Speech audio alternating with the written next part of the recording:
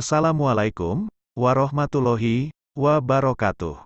Pada kesempatan kali ini saya akan berbagi kisah tentang peristiwa Perang Mu'tah, yaitu perang antara pasukan kaum muslimin melawan pasukan Romawi Timur atau dikenal juga dengan nama Bizantium. Perang tersebut terjadi di kawasan Mu'tah yang termasuk wilayah Yordania. Baiklah, mari kita ikuti kisah selengkapnya.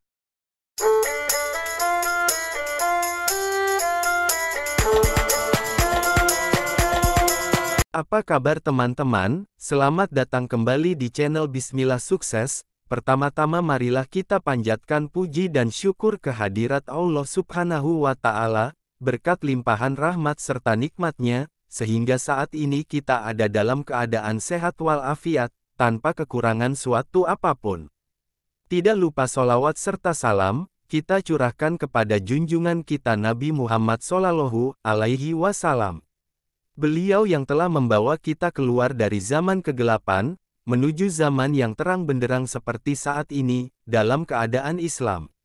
Semoga di hari akhir kelak, syafaat beliau sampai kepada para keluarganya, sahabatnya, dan para pengikutnya, termasuk kita semua. Amin ya robbal alamin. Khalid bin Walid memeluk Islam kira-kira setahun pasca perjanjian Hudaibiyah. Sebelum memeluk Islam, Khalid bin Walid adalah salah satu komandan kavaleri kebanggaan kaum musyrikin. Berkat kejeliannya dan strategi perang yang ia miliki, pasukan muslimin kalah telak dalam perang Uhud pada tahun ketiga Hijriyah atau 625 Masehi. Begitu menyatakan keislamannya, lelaki dari Bani Makhzum itu menjadi seorang yang terdepan dalam membela Nabi Muhammad Shallallahu Alaihi Wasallam. Ia curahkan seluruh kemampuannya, termasuk dalam bidang strategi dan pertempuran militer, demi kejayaan Islam, sehingga Rasulullah Shallallahu Alaihi Wasallam bahkan menggelarinya sebagai pedang Allah yang terhunus. Medan jihad pertama yang melibatkan Khalid bin Walid sebagai seorang muslim ialah Perang Mu'tah. Pertempuran pada tahun ke-8 Hijriyah itu mengambil tempat di kawasan Mu'tah, dekat perbatasan Syam, kini termasuk wilayah negara Jordania. Inilah perang pertama yang memperhadapkan antara kekuatan Arab Islam dan Barat Kristen. Pemicu perang ini adalah pembunuhan yang dilakukan Syurahbil bin Amr terhadap seorang utusan Rasulullah Shallallahu Alaihi Wasallam. Delegasi itu diutus beliau kepada Syurahbil, yang memerintah di bawah kontrol Romawi Timur atau Bizantium. Dengan keji, gubernur Basrah itu justru membunuh utusan Nabi Muhammad tersebut. Kabar kematian yang memilukan ini pun sampai di telinga umat Islam di kota Madinah. Para sahabat pun sangat marah dengan datangnya kabar ini. Setelah salat zuhur berjamaah, Rasulullah pun mengumpulkan seluruh sahabat serta menunjuk daftar panglima perang di antara mereka. Terpilihlah pemuda-pemuda yang gagah rupawan, yaitu Zaid bin Haritsah, Ja'far bin Abi Thalib dan Abdullah bin Rawahah sebagai pemimpin perang. Diceritakan dari Abdullah bin Umar, beliau mengatakan, Rasulullah menunjuk Zaid bin Haritsah sebagai pemimpin pada perang Mu'tah. Kemudian, Rasulullah bersabda, apabila Zaid terbunuh, maka digantikan Ja'far, dan apabila Ja'far terbunuh, maka digantikan Abdullah bin Rawahah. Hadis riwayat Bukhari. Rasulullah berpesan kepada para sahabat yang berangkat berperang, peranglah di jalan Allah. Bila kalian mendapati orang-orang yang beribadah di kuil-kuil mereka, maka janganlah kalian ganggu mereka, janganlah kalian membunuh perempuan, anak kecil, serta orang yang lanjut usia, janganlah kalian merusak pepohonan dan janganlah kalian merobohkan rumah-rumah mereka. Pada Jumadil awal tahun ke-8 Hijriyah, Rasulullah Shallallahu Alaihi Wasallam mengirimkan pasukan berjumlah 3.000 orang. Khalid bin Walid pun turut serta dalam ekspedisi ini sebagai prajurit biasa. Rupanya, hal ini membuat Heraklius sang raja Romawi ketakutan. Heraklius pun mengumpulkan 100.000 prajurit Romawi dari berbagai daerah. Tak hanya itu, ia juga mendapatkan bantuan 100.000 prajurit dari suku-suku Nasrani di sekitar Jazirah Arab. Tentu, hal ini membuat gusar hati sebagian prajurit umat Islam. Sebagian prajurit mengusulkan, sebaiknya kita kabarkan dahulu kepada Rasulullah atas jumlah musuh yang sangat banyak. mungkin saja Rasulullah menyuruh kita kembali atau Rasulullah akan mengirimkan bala bantuan dari kota Madinah. Bagaimanapun, Zaid tetap menginstruksikan pasukannya untuk terus maju. Tenda pun didirikan di Ar-Ribah, suatu area bekas permukiman kuno. Abdullah bin Rawahah yang juga dikenal sebagai penyair terus memotivasi muslimin agar tidak gentar menghadapi musuh. Wahai para prajurit, demi Allah tidaklah kita berperang dengan banyaknya jumlah, senjata, ataupun kuda tunggangan, tetapi kita berperang dengan agama yang Allah telah memuliakan kita dengannya. Seandainya kita menang, maka itulah yang telah Allah dan Rasul-Nya janjikan untuk kita. Seandainya kita kalah, maka kita akan bertemu teman-teman kita di surga, ujar Abdullah bin Rawahah menyemangati para prajurit kaum muslimin. Keesokan harinya, aliansi Bizantium menyerang pasukan Islam.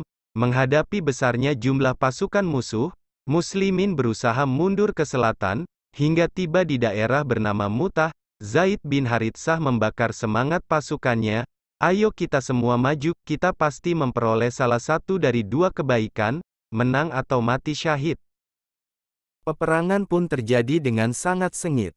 Tak lama kemudian Zaid bin Haritsah roboh dengan banyak anak panah menancap di sekujur tubuhnya. Kemudian, Ja'far bin Abu Thalib datang mengambil bendera perang dari Zaid bin Haritsah. Maka, Ja'far bin Abu Thalib memegang erat bendera perang di tangan kanannya. Sayangnya, tangan kanannya putus ditebas musuh. Kemudian, Ja'far bin Abu Thalib memegang erat bendera perang di tangan kirinya. Sayangnya, tangan kirinya juga putus ditebas musuh. Maka, Ja'far bin Abu Thalib tetap mempertahankan bendera perang dengan lengannya yang masih tersisa hingga ia mati syahid. Dengan sebab inilah, Allah mengganti dua tangan Ja'far bin Abu Thalib yang terputus dengan dua sayap yang indah di surga. Rasulullah bersabda, "Aku melihat Ja'far bin Abu Thalib memiliki dua sayap, ia terbang kemanapun ia mau." Hadis riwayat Tabrani. Kemudian, bendera pun diambil alih oleh Abdullah bin Rawahah. Ia menghunus pedangnya dan berlari menuju kerumunan musuh. Sayangnya, Abdullah bin Rawahah pun terbunuh dan mati syahid. Uniknya, Rasulullah menceritakan jalannya perang Mutah dari tempat yang jauh di kota Madinah. Padahal, saat itu belum ada kabar berita sedikit pun yang sampai kepada penduduk kota Madinah. Diceritakan dari sahabat Anas bahwa Rasulullah menceritakan Zaid, Ja'far dan Ibnu Rawahah kepada para sahabat sebelum datangnya kabar kepada mereka. Rasulullah bersabda, "Bendera perang dibawa oleh Zaid, kemudian ia wafat. Selanjutnya, bendera perang dibawa oleh Ja'far, kemudian ia wafat. Selanjutnya, bendera perang dibawa oleh Ibnu Rawahah, kemudian ia wafat." Hadis riwayat Bukhari. Kemudian, bendera perang diambil alih oleh Sabit bin Aqwam. "Wahai umat Islam, musyawarahlah terkait siapa yang pantas memimpin kita di medan perang," ujar Sabit bin Aqwam. Maka, berebutlah pasukan Islam mengajukan diri untuk meraih bendera perang. Kemudian, Sabit bin Arkam mengatakan, "Ambillah bendera perang ini wahai Khalid bin Walid, demi Allah tidak ada yang pantas membawa bendera ini selain engkau." Khalid merasa tidak pantas menerimanya, sebab dia merasa baru masuk Islam. Dalam benaknya, tidak pantas seorang mualaf disepadankan dengan muslimin yang telah lama mendampingi Rasulullah, termasuk syuhada yang ahli Badar itu. "Tidak, demi Allah engkau pantas memegang panji perang ini," jawab Khalid. "Ambillah, sebab engkau lebih mengetahui tentang strategi perang daripadaku. Dan demi Allah, tidaklah kuambil panji ini dari jasad Ibnu Rawahah kecuali untuk membawakannya kepadamu," sahut Sabit lagi. Maka dengan penuh keyakinan, Khalid menerima panji tersebut. Tandanya, dia kini menjadi komandan kaum muslimin di medan pertempuran Mutah. Dalam suasana perang berkecamuk terus, ia dengan cepat memikirkan dan menerapkan strategi perang yang dapat mengeluarkan pasukan Islam dari keadaan terimpit. Strateginya berhasil membuka jalur yang cukup luas di antara barisan pasukan aliansi Bizantium. Melalui itulah, pasukan muslimin dapat meloloskan diri. Begitu lolos, pasukan muslimin di bawah komando Khalid menerima instruksi baru. Kali ini, Khalid membuat strategi memecah pasukan muslimin menjadi dua sayap. Saat malam tiba, masing-masing sayap pasukan muslimin menempati posisi yang telah ditentukan. Pagi harinya, dua sayap itu menyerang musuh secara berbarengan. Serangan tiba-tiba dari dua arah ini, ternyata membuat pasukan musuh terkejut. Mereka mengira, pasukan muslimin mendapatkan tambahan pasukan dari arah selatan. Sebelum musuh menyadari apa yang sebenarnya terjadi, pasukan muslimin berhasil memukul mundur mereka. Melihat pasukan musuh mundur, Khalid menginstruksikan pasukannya agar tidak melakukan pengejaran. Mereka diperintahkan mundur teratur ke Madinah. Pertimbangannya adalah, bila pasukan musuh menyadari strategi yang diterapkan, aliansi Bizantium itu akan kembali menyerang dengan kekuatan penuh. Sesampainya di Madinah, berita pasukan muslimin yang berhasil memukul mundur musuh membuat Rasulullah bersuka cita, walaupun ada sebagian pasukan muslimin yang merasa kecewa, sebab Khalid bin Walid dinilai tidak berani mengejar musuh dan menghabisinya. Mendengar kekecewaan itu, Rasulullah Shallallahu Alaihi Wasallam bersabda, "Mereka sama sekali bukan orang-orang yang melarikan diri dari medan perang. Insya Allah mereka orang-orang yang saat ini pulang akan kembali berjihad." Setelah perang Mu'tah, Khalid bin Walid selalu ikut serta dalam setiap peperangan membela Islam. Hikmah yang dapat diambil dari kisah bersejarah ini adalah, semangat pantang menyerah dalam menjunjung tinggi agama Allah pasti mendapatkan pertolongan dari Allah Subhanahu wa Ta'ala, sebagaimana yang terjadi pada umat Islam dalam perang Mu'tah tersebut.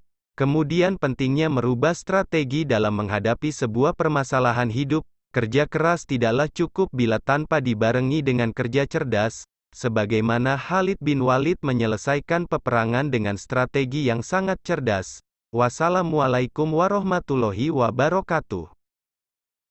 Terima kasih telah berkunjung ke channel Bismillah Sukses. Jika dirasa bermanfaat silahkan like, komen dan share ke teman-teman Anda, dan jangan lupa klik tombol subscribe jika Anda menyukai channel Bismillah Sukses.